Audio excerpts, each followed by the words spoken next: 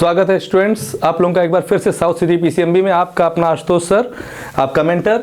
और अभी तक हम लोगों ने देखा था, इसके पहले हम लोगों ने 3 वीडियोस देख चुके हैं और तीनों वीडियोस में मैंने आप लोगों को first chapter chemical reaction and equations को पूरी तरह खत्म करने की कोशिश की थी।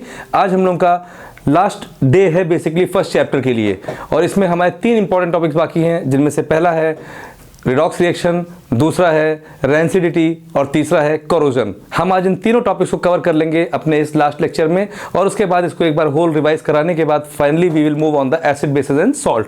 तो बने रहिएगा हमारे साथ और अंत तक देखिएगा वीडियो आप, और इसमें आपको बहुत ही इंपॉर्टेंट इंफॉर्मेशन मिलेंगी। Let's start from the redox reaction. Redox reaction देखने पे कुछ ऐसा लग रहा है ना कि रेड ऑक्स, लाल सांड, नहीं ऐसा नहीं है। ये बेसिकली रेड और ox. Red stands for reduction, red stands for reduction and ox stands for oxidation. ठीक, तो एक ऐसा रिएक्शन जिसमें किसी का लॉस भी हो रहा है, किसी का गेन भी हो रहा है। ठीक है, बेसिकली हम कहते क्या है कि मैं अकेले दौड़ता था, तो जब मैं अकेले दौड़ता था तो हमेशा फर्स्ट आता था, लेकिन वो फर्स्ट थोड़ा ना माना जाएगा। आप अकेले दौड़ेंगे तो चाहे 1 मिनट में पहुंचे, चाहे 50 मिनट में पहुंचे, आप ही फर्स्ट रहेंगे। लेकिन एग्जैक्टली फर्स्ट कब आएगा? फर्स्ट तब आएगा जब कम से कम 2 लोग रहेंगे। इसी तरीके से किसी एक रिएक्शन के दौरान जब किसी का लॉस होता है तो हम कहते हैं कि उसका ऑक्सीडेशन हो रहा है, और जब किसी का गेन हो रहा है तो हम कहते हैं कि उसका रिडक्शन हो रहा है। और एक ऐसी रिएक्शन जिसमें रिडक्शन ऑक्सीडेशन दोनों हो रहा है, ऐसी रिएक्शन को हम बोलते हैं रिडॉक्स रिएक्शन। क्या बोलते हैं? Redox reaction. So redox reaction is that reaction which involves both oxidation as well as reduction. आइए अब हम जानना चाहते हैं कि ऑक्सीडेशन और रिडक्शन है क्या। तो अगर हम ओल्ड कॉन्सेप्ट देखें या हम देखें कॉन्सेप्ट ऑफ क्लास 10th, ठीक है, 10th का कॉन्सेप्ट देखें, तो हम पाते हैं कि रिडक्शन क्या होता है। It is the addition of hydrogen, addition of hydrogen element to any substance. जब हम किसी में हाइड्रोजन को ऐड करते हैं तो हम कह सकते हैं कि हम रिडक्शन कर रहे हैं। ठीक, सिमिलरली एडिशन ऑफ ऑक्सीजन, अगर हम ऑक्सीजन को ऐड कर रहे हैं तो हम कह सकते हैं कि वी आर परफॉर्मिंग ऑक्सीडेशन। हम क्या कर रहे हैं? ऑक्सीडेशन। फॉर एग्जाम्पल मैग्नीशियम, इसमें हम ऑक्सीजन को ऐड कर रहे हैं and we are getting magnesium oxide. तो यहां पर क्या हो रहा है? Oxidation. We are taking sodium here and we are adding hydrogen, we are getting sodium hydride. क्या पा रहे हैं? Sodium hydride. जब हाइड्रोजन निगेटिव फॉर्म में होता है तो उसके आगे आइड लग जाता है, तो इसे बोलेंगे सोडियम हाइड्राइड। तो addition of hydrogen reduction, addition of oxygen क्या हुआ? ऑक्सीडेशन। हम दूसरे टर्म में कह सकते हैं रिमूवल ऑफ ऑक्सीजन। अगर हम ऑक्सीजन को रिमूव कर रहे हैं तो that is known as reduction, and removal of hydrogen is known as oxidation. ओ है ना, तो जिसमें ओ से शुरुआत हो रही है उसमें ऑक्सीजन ऐड करना है, और अगर इसमें ऑक्सीजन ऐड करना है तो डेफिनेटली दूसरे वाले में क्या होगा? उसका रिवर्स है, तो क्या होगा? हाइड्रोजन ऐड करना है। अगर इसमें हम ऑक्सीजन ऐड कर रहे हैं तो हाइड्रोजन रिमूव करेंगे, और अगर इसमें हम हाइड्रोजन रिमूव कर रहे हैं तो इसमें हम क्या करेंगे? ऑक्सीजन को रिमूव करेंगे। ठीक, हम दूसरे तरीके से कह सकते हैं कि एडिशन ऑफ इलेक्ट्रोनिगेटिव एलिमेंट। जब हम किसी इलेक्ट्रोनिगेटिव एलिमेंट को ऐड करते हैं तो हम कह सकते हैं कि that is oxidation. And when we add electropositive element, जब हम इलेक्ट्रोपॉजिटिव एलिमेंट को ऐड करते हैं तो हम कह सकते हैं कि वी आर डूइंग रिडक्शन। हम क्या कर रहे हैं? रिडक्शन कर रहे हैं। ठीक, इतनी समझ में आ रही है? ये तो हो गए हमारे old concepts in terms of hydrogen and oxygen. Now we are going to focus the redox reaction on the basis of loss of electron and gain of electron. ठीक, तो हम कह सकते हैं लोई ओ एंड गोई आर। ठीक, मतलब it means loss of electron is known as oxidation. Loss of electron को हम क्या बोलेंगे? Oxidation. And it means gain of electron is known as reduction. तो यहां पे L stands for loss, O stands for of, E stands for electron. So loss of electron is oxidation, gain of electron is reduction. और हम इस loss of electron हो रहा है इसलिए इसको हम लोग डी इलेक्ट्रोनेशन भी कह सकते हैं। क्या बोल सकते हैं? डी इलेक्ट्रोनेशन। और यहां पर गेन ऑफ इलेक्ट्रॉन हो रहा है तो इसे हम लोग बोल सकते हैं electronation. Clear? So I think this concept is clear to you. क्या कि addition of oxygen oxidation, removal of oxygen reduction, addition of hydrogen reduction, removal of hydrogen oxidation. ठीक, addition of electronegative element oxidation, addition of electropositive element reduction. ठीक, उसके बाद in terms of electron transfer theory, in terms of electronic concept we say like this that the loss of electron is known as oxidation and the gain of electron is known as reduction, and the loss of electron is also known as deelectronation and gain of electron is also known as electronation. Clear? Okay. लेकिन exam में question आता है कि identify the substance which are being oxidised, identify the substance which are being reduced, identify the oxidant, identify the reductant. तो how you come to know कि oxidation हो रहा है ये तो मालूम चल गया, रिडक्शन हो रहा है ये भी मालूम चल गया, पर ये कहाँ मालूम चल पा रहा है कि कौन सा उसमें ऑक्सीडाइजिंग स्पीशीज है, कौन सा उसमें रिड्यूसिंग स्पीशीज है, किस में ऑक्सीडेंट है हो रहा है और कौन इसमें ऐसा है जो रिड्यूसिंग एजेंट है. तो उसके लिए आपको हम टर्मिनोलॉजी बताते हैं जिसके थ्रू इसको समझ सकते हैं. ठीक है?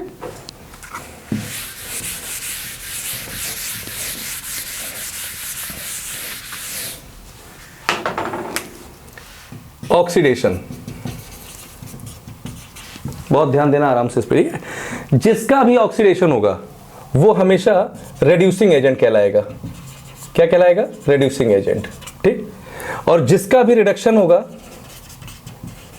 वो हमेशा ऑक्सीडाइजिंग एजेंट.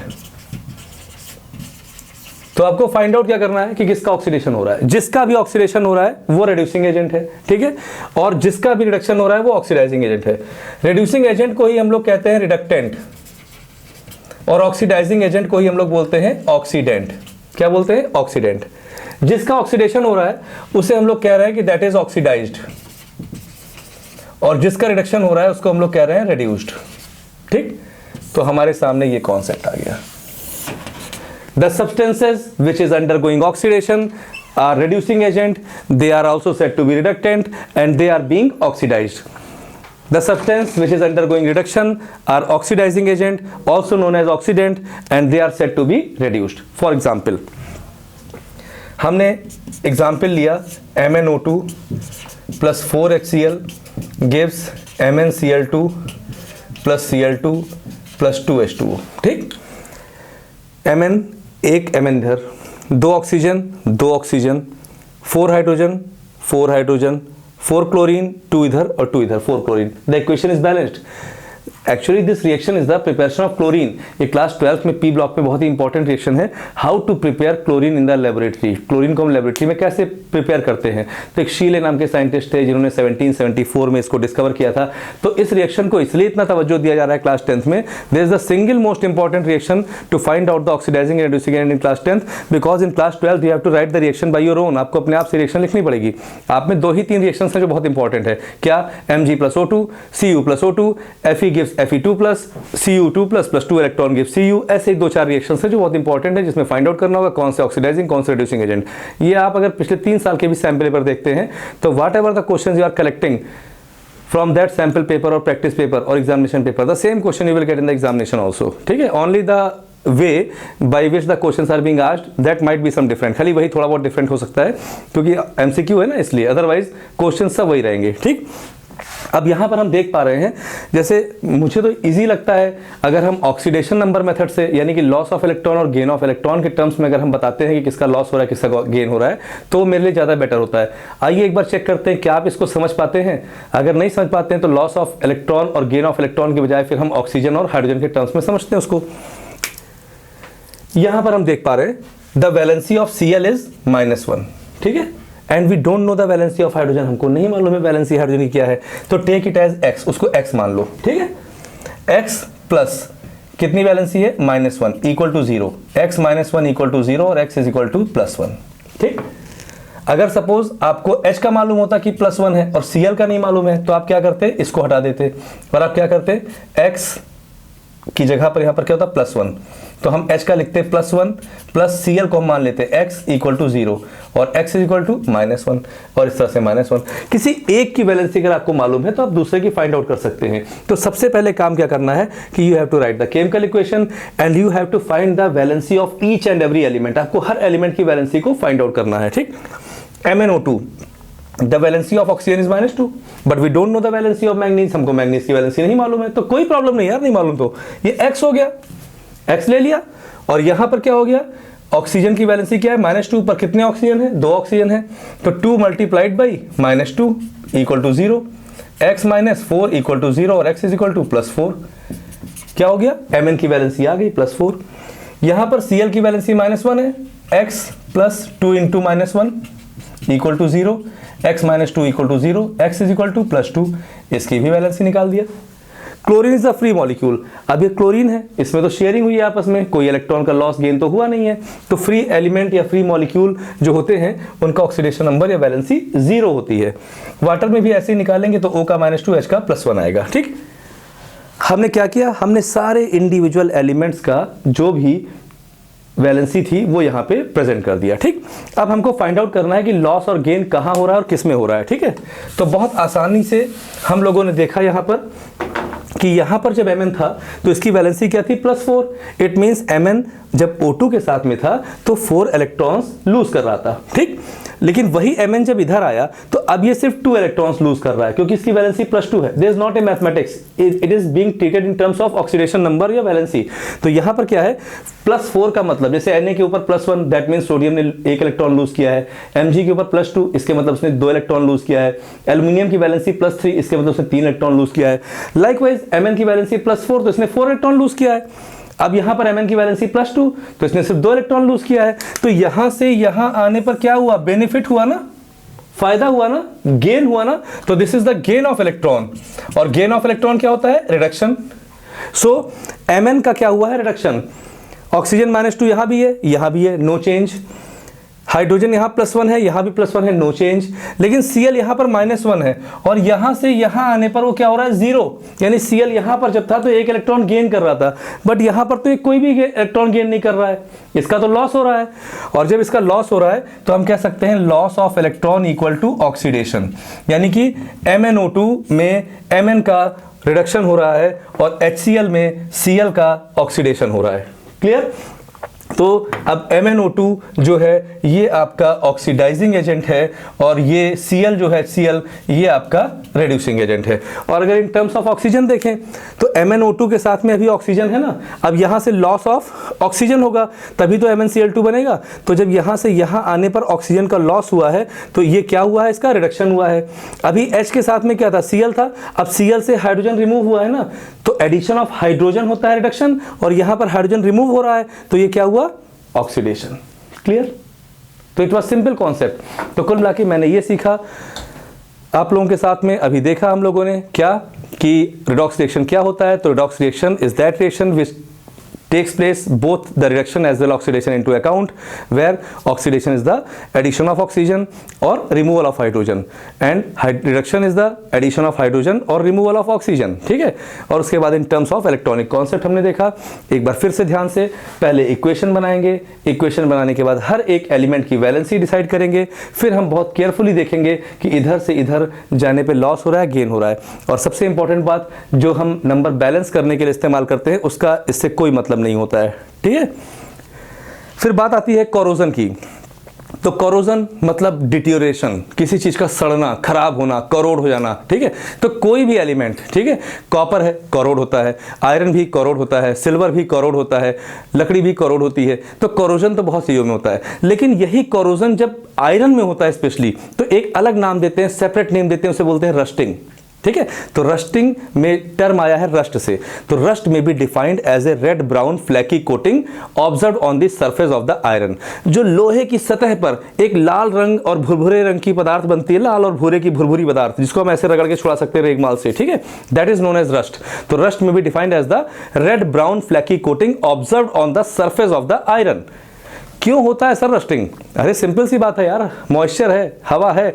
तो when iron get comes in contact with the moisture, जब वो मॉइस्चर के कांटेक्ट में आता है, वो डैम्प एटमॉस्फेयर में रखा रहता है जहां पे नमी उसे मिलती है, तो वो जो हवा होती है और जो पानी होता है मॉइस्चर के फॉर्म में, उसको वो आयरन लेकर आयरन के ऊपर रस्टिंग हो जाती है। क्या होती है? रस्टिंग हो जाती है। और रस्टिंग जो होता है ये बहुत ही नुकसानदायक होता है, क्योंकि ना जाने कितने हमारे पुल ऐसे हैं, कई सारे ऐसे रेलवे स्ट्रक्चर्स हैं, कई सारी ऐसी इंडस्ट्रीज़ होती हैं जो आयरन के पिलर्स होते हैं और आयरन के कई सारे बेसेस होते हैं, और इनको लगातार अगर हम पेंट नहीं कराते हैं तो डिस्ट्रॉय हो जाते हैं। तो रस्टिंग कहीं ना कहीं हम लोग को बहुत नुकसान पहुंचाता है। So there are so many methods to prevent the rusting and corrosion, जिसमें पहला क्या है, बाई पेंटिंग, हम क्या कर सकते हैं, पेंट कर सकते हैं। बाई ऑयलिंग, ऑयलिंग कर सकते हैं। बाई पॉलिशिंग, हम पॉलिश कर सकते हैं। By galvanisation, what is galvanisation, coating of zinc over the surface of iron, लोहे के सरफेस पे जो हम जिंक की कोटिंग करते हैं उसी को हम लोग कहते हैं गैल्वेनाइजेशन। तो सर जिंक की कोटिंग ऐसा क्या कर देता है, आपने देखा होगा ना रिएक्टिविटी सीरीज में कि zinc is above the iron in the reactivity series ना, तो zinc act as anode, zinc anode की तरह काम करता है और आयरन कैथोड की तरह काम करता है। तो इसे हम कह सकते हैं this is an anodic protection. क्या होता है, एनोडिक प्रोटेक्शन ऑफ आयरन। इसके बारे में हम डिस्कस करेंगे अभी मेटल्स एंड नॉन-मेटल चैप्टर में कि एनोड कैथोड क्या होता है और इलेक्ट्रोलाइटिक रिफाइनिंग में कैसे होता है। फिलहाल अभी क्या है कि हम कैसे रस्टिंग को प्रिवेंट करते हैं, तो by anodizing, by galvanization, by coating the surface of iron, by nickel, that is nickel plating. ठीक है, these are the certain methods by which we can prevent the corrosion and rusting। इसी से related एक बहुत अच्छा question आता है कि एक स्टैचू था, ये क्वेश्चन आपके लिए होमवर्क है, आप सोचिएगा आराम से कि एक स्टैचू है, वो स्टैचू कॉपर का बना हुआ था और रखा हुआ था। फिर क्या होता है कि वो लगातार मॉइस्चर के, हवा के, सब चीज़ों के संपर्क में आता है। उनमें से ऐसी क्या चीज़ होती है जिसकी वजह से स्टैचू कुछ दिन बाद हरे रंग का हो जाता है। तो a statue which is kept somewhere becomes green after some time. ठीक है, now you have to tell the reaction behind it, actually what happened, क्या हुआ, how the light brown colour copper statue comes into green colour, वो कैसे green colour में आ गया, तो किस चीज का फॉर्मेशन हो गया, रिएक्शन क्या हुई, इस पर आपको फोकस करना है और ये आंसर हमको आपको कमेंट बॉक्स में हमको देना है। You have to write the reaction, send the reaction and tell me the reason, and in case if you are facing any problem then I will give you the answer regarding this question. और last topic एक हमारा बचा है जो शायद इस बार आ नहीं रहा है, लेकिन जान जाते हैं कि रैंसिडिटी क्या होता है। तो कई बार क्या होता है कि हमारे घर में कई चीज़ें रखी होती हैं, वो सड़ जाती हैं और उनमें से फाउल स्मेल आने लगता है। तो the foul smell being generated due to the aerial oxidation of any type of food substance, या स्पॉइलेज कह सकते हैं of food substance, is known as rancidity. क्या होता है, rancidity. And rancidity can be prevented by using antioxidants. कैसे होता है, by using antioxidants. Antioxidants are generally those substances which prevent the oxidation। तो कई डिब्बाबंद खाद्य पदार्थ होते हैं जिनके अंदर हवा और ऑक्सीजन आने से वो खराब हो जाते हैं और उसे कहते हैं कि वो रैंसिड हो गया। क्या हो गया, रैंसिड हो गया। इसीलिए अंकल चिप्स को जब फाड़ते हैं तो उसके अंदर से गैस निकलती है, that is nitrogen. Nitrogen gas is filled in Uncle Chips to prevent the rancidity, rancidity को प्रिवेंट करने के लिए होता है। और ऐसे एंटीऑक्सीडेंट्स का नाम अगर एग्जाम्पल में आता है तो sodium benzoate, that is a antioxidant. BHT butylated hydroxy toluene, BHA butylated hydroxy anisole, मैं नाम लिखे दे रहा हूं, butylated hydroxy toluene, that is BHT। Similarly butylated hydroxy anisole, that is BHA। ये सब क्या है, these are the antioxidants. Clear. तो हम लोगों ने रिडॉक्स रिएक्शन भी देख लिया, हम लोगों ने रैंसिडिटी भी देख लिया, हम लोगों ने कोरोजन और रस्टिंग भी देख लिया, और इस तरीके से हमारा चैप्टर जो है ये पूरा राउंड अप में आपके सामने खत्म हो गया। अब हम बस इसको बहुत ही इंपॉर्टेंट टर्म्स, बहुत ही इंपॉर्टेंट क्वेश्चन जो इस चैप्टर से आते हैं, हम अपने नेक्स्ट वीडियो में वो आपसे शेयर करेंगे। और आप हमारे साथ बने रहिएगा, लाइक, कमेंट और शेयर देके हमारा प्रोत्साहन